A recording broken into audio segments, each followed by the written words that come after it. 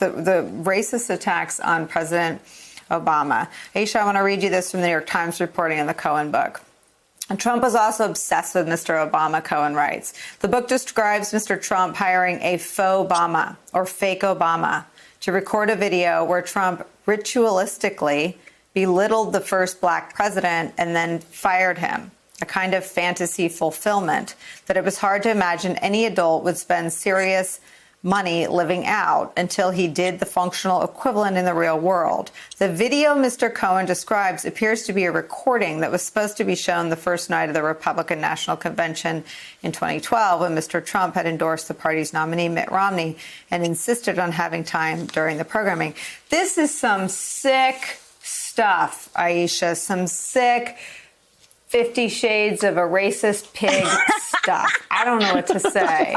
I do not know what to say. Oh, my God. Nicole, I was thinking the exact same thing. What a fetish this guy had for Obama, largely because Obama did what Trump will never be able to do, which is literally captured the hearts and the minds and the passions of people all across the world. Donald Trump is a bully, and he thinks that he can pummel people and beat them down and poke out his chest, and that's going to give him followers.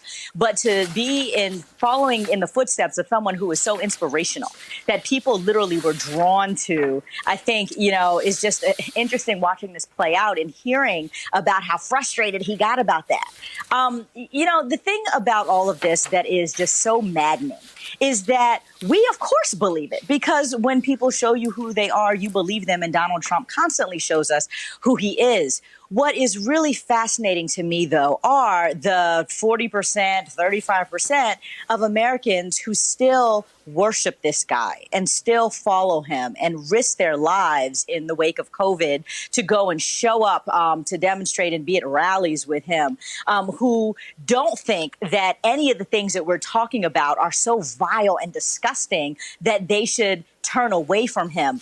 That is kind of what always makes me curious, and the people that I really would just love to get into the heads of, because we know Donald Trump is just sick and twisted. But who are these other people who really buy into this sick and twisted nature? Those are the folks that we've got to get to come November. Hey there, I'm Chris Hayes from MSNBC. Thanks for watching MSNBC on YouTube. If you want to keep up to date with the videos we're putting out, you can click subscribe just below me or click over on this list to see lots of other great videos.